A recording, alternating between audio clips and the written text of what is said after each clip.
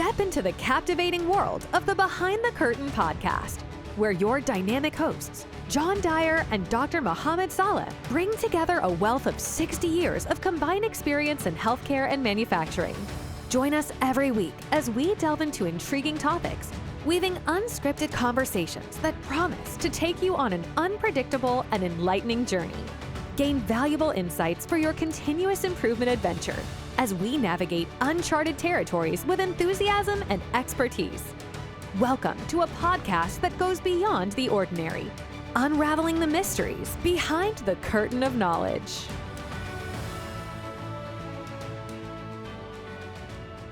Welcome, everyone, to another episode of Behind the Curtain. I'm your host, Mohamed Saleh, and with me is my co-host, John Dyer.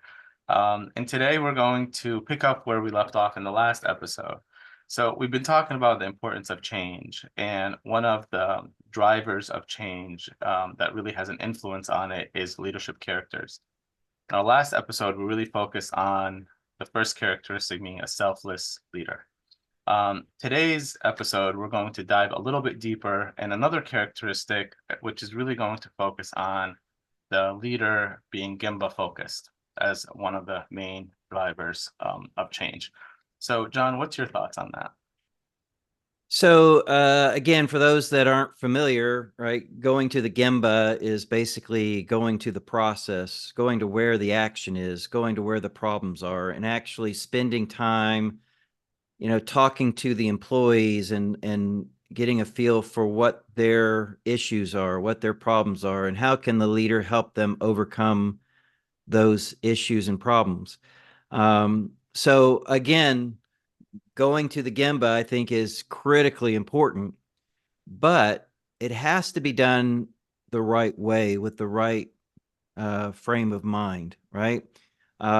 Too often, I've seen leaders that use it as kind of a check the box mentality.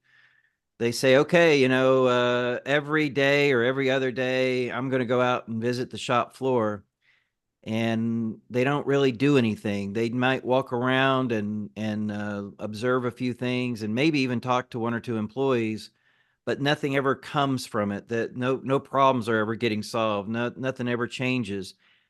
But the leader can then say, well, I checked that box.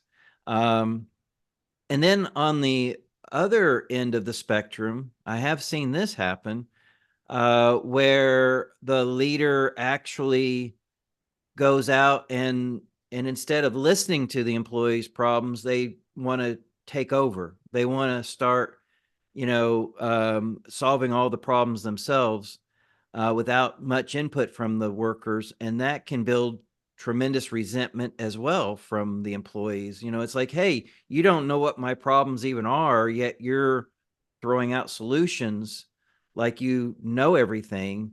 Wow. Leaders have to be really careful about that. There's a story I remember from Jack Welch when he was CEO of General Electric. And he had just become CEO when this happened. He said that he went to visit a plant, and it was one of his first plant visits as CEO. And he had no idea the power of his words. But as they were walking through the front lobby of going into this plant, he just made a very off-the-cuff remark about how unattractive the lobby was. Just didn't look good, right? Just a very casual comment. Well, this lobby is kind of not that great. He said that he came back 6 months later, and just because of that one little off the wall comment, the people at that plant completely gutted the lobby, spent millions of dollars completely renovating everything in order to make Jack Welch happy. And he realized at that point that, man, I got to be really careful what I say, because as the boss or as the leader, people take it and run with it. Yeah. So again, someone like a plant manager going to the Gemba could very easily make a comment about, wow, I think this is silly the way this works. Mhm. And then all of a sudden, the people that, report to that leader take that and say, oh, the boss isn't happy with this. We better change it, even though that may not be where the problem is. Yeah. So again, when leaders do this, they've got to keep those things in mind. How do I really pay attention to what the workers are saying? How do I really help them, not just superficially, but truly help them, and do it in a way that is constructive, non-threatening, and actually gets to the root cause of the problem and actually fixes things. Yeah, that's a really good point.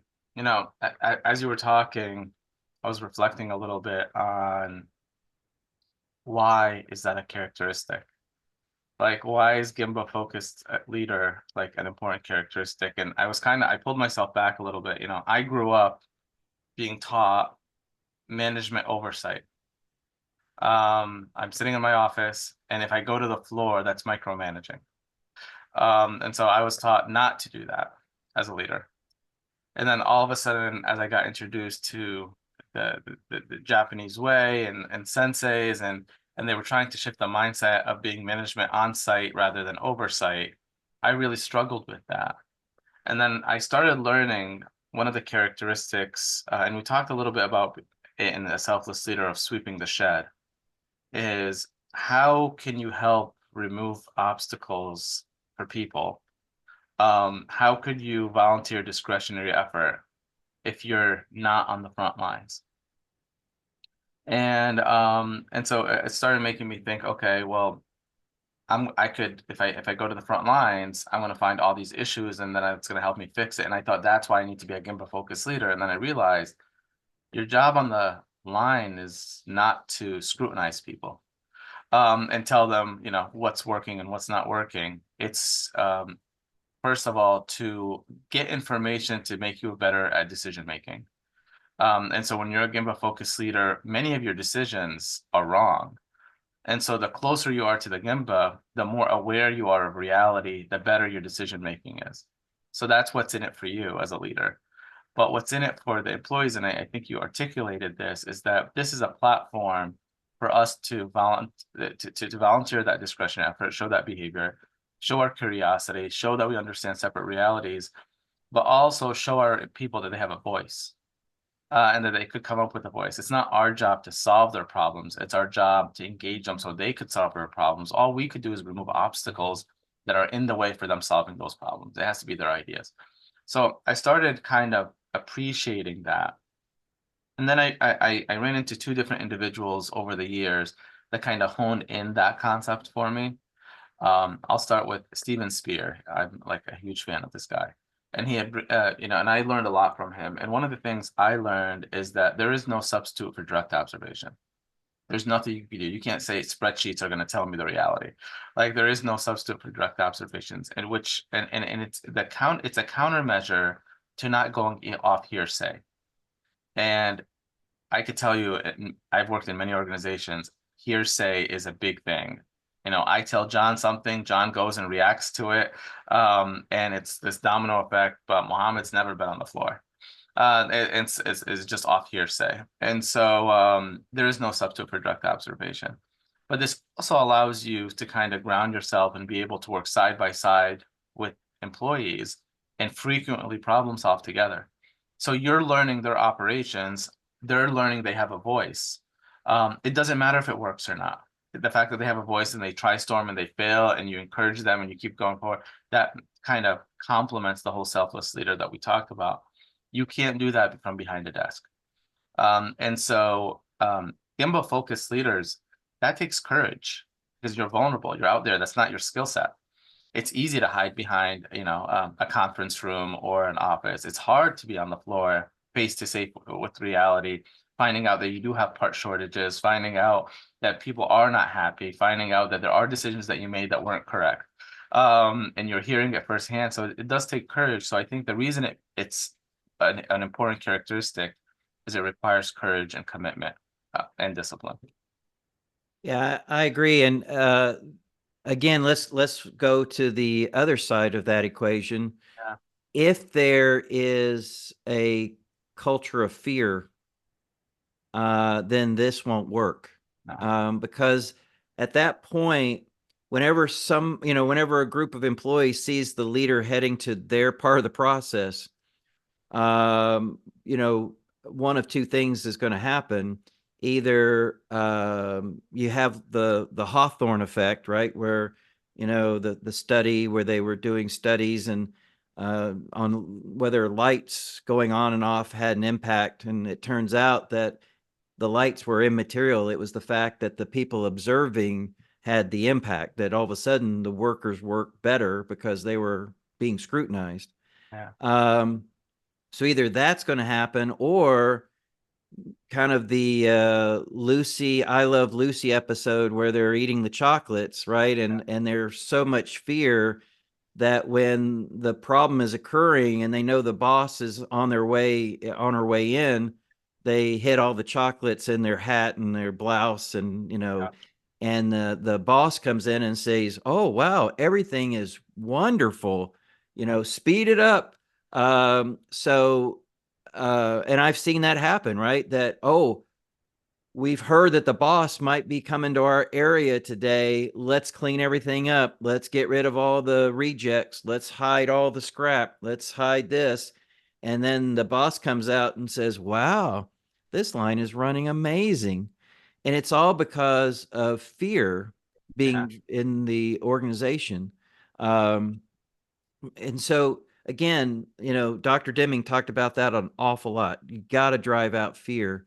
And so if that's part of the culture, then going to the Gemba may not be as impactful as you might think. Yeah, you bring up a really good point, because just to kind of like add on to what you just said, I get some people saying, hey, if we go to the Gemba, people are just going to act good in front of us.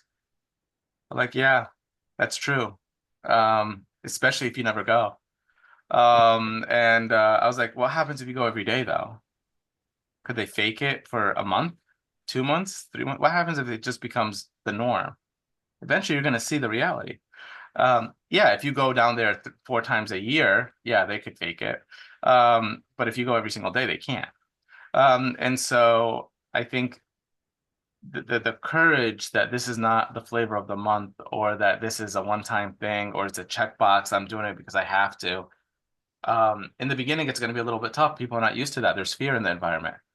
But then when they see that you're curious versus judgmental, when they see that you're not scrutinizing them, that they see that you're catching them in the acts of excellence and appreciating them for what they do, they see that they have a voice. At one point, they're going to actually look forward to seeing you. And at one point, they're going to empty their bucket and tell you everything that's wrong. And then you're going to tell them, what do you think we should do?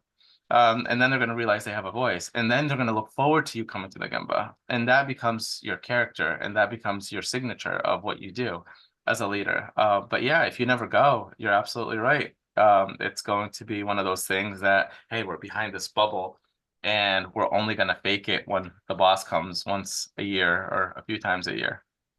So then the question becomes, all right, so let's say that the culture is good, the fear's out, the employees really start to open up to the leader.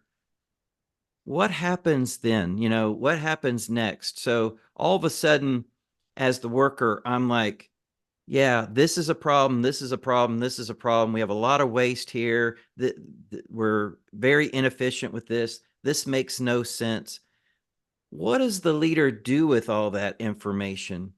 Because they're probably thinking it's a huge sacrifice of their time just to be out on the shop floor walking the process. Now all of a sudden they're starting to hear the issues, the problems.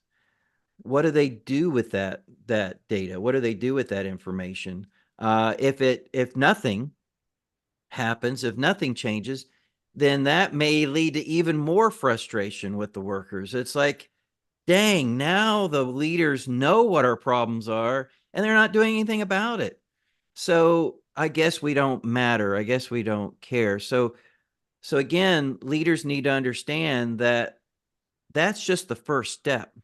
Yeah. Going out and walking the Gemba, right? What are you going to do with that information after people do open up to you? They Yeah. do share their problems. What a good point. Sometimes we call it like information clotting, or you're the choke point of information that flows.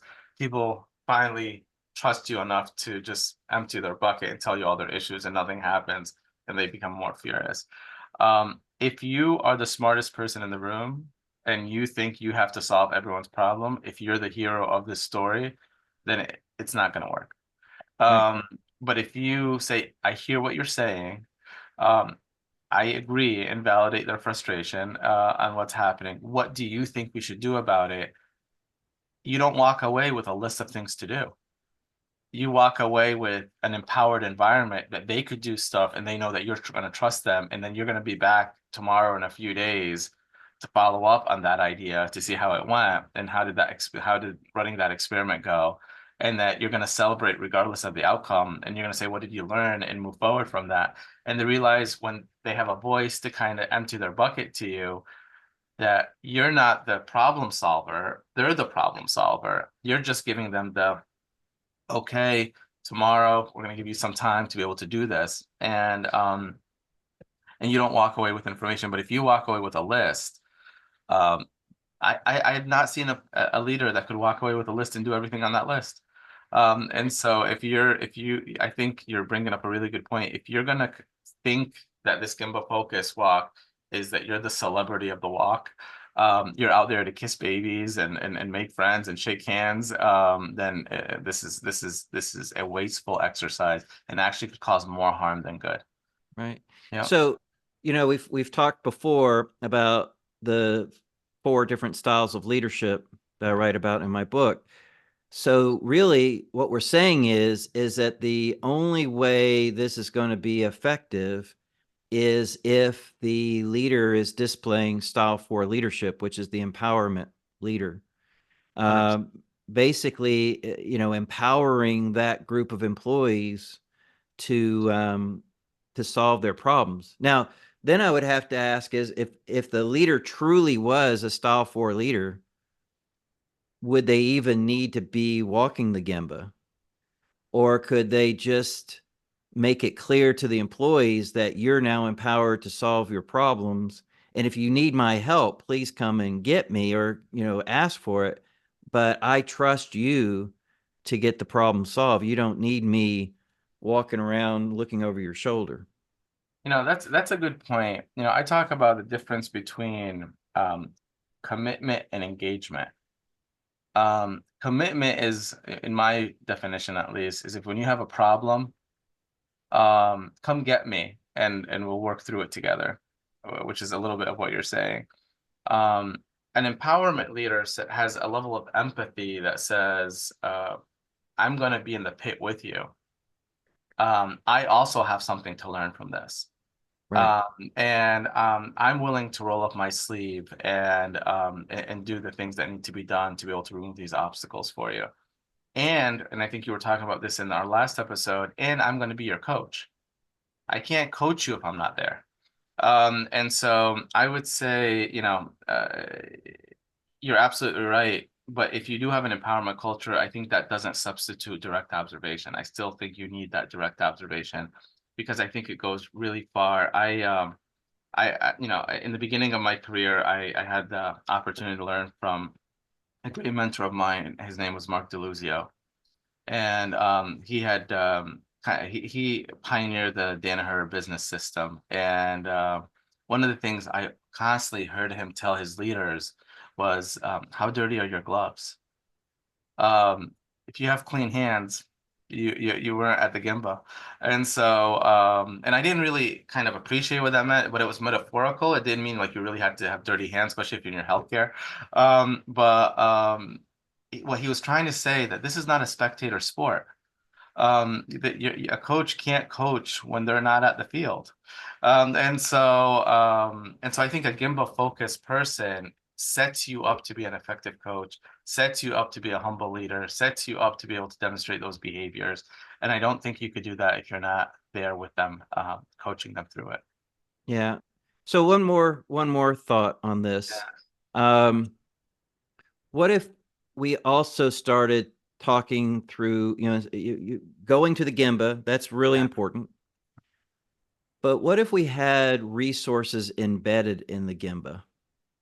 In other words, engineers that actually had their desk in the area that was responsible for a particular part of the process, that were shoulder to shoulder with the production workers day in, day out.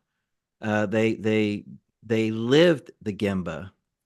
And then that team, production workers and that engineer, get support from the leaders, obviously, and the leaders do need to still come out and see what's going on. But now you've got someone that's embedded in the Gemba that can actually take the ideas for improvement and work with the operators to make it a reality. Yeah, what a good point. It kind of speaks to being customer focused, looking where the value is being created, and then pouring the resources to the Gemba. And so if I'm a person that is overseeing this value stream, I should live at that Gemba. If I'm the engineer of this value stream, I should be living at that Gemba. If I'm the finance guy for this value stream, I should be living at that Gemba. I know all my other finance buddies are up there in an office, but my team is down here. That's my team. The team that's playing the game. It's like, you don't put all the goalies together. The goalie plays with the team, even though they're the only one goalie. It's much easier if all the goalies kind of sat in a room together, because they could share best practices. But it doesn't do anything if the goalie isn't with the team. So I see the engineers like that goalie. But that goalie also needs a coach too. And so I think that even if you have engineers and you have a cross-functional team, they're all the Gemba. I think that's super critical, because you don't want the goalie to be up with their friends. But at the same time, you need a coach still, and sometimes you need assistant coaches, and you need sideline coaches, and that's what the team leaders are for, and the supervisors are for, and the managers are for. I don't think anyone is exempt to being focused at the Gemba, and I think it's a characteristic. I had a president of a hospital that dedicated 30% of her day to being at the Gemba. And so, that was a good significant portion of her time, somewhere between 2.5 to 3 hours every day she was spending time at the Gemba. Some of it was employee recognition, some of it was showing her behaviors and curiosity, some of it was motivating people. But I think overall, there is no substitute for direct observation. All right, very good. Well, that's the second characteristic. We'll pick up on the next leadership characteristic next week. We'll see you then. Take care, everyone. Thanks. As we draw the curtains on another fascinating episode, we wanted to express our gratitude for joining us on this enlightening journey. If you're hungry for more captivating and thought-provoking discussions with John Dyer and Dr. Mohamed Saleh, hit that subscribe button to ensure you don't miss a beat. Until next week, keep exploring, stay inquisitive, and stay inspired. See you on the next Behind the Curtain adventure.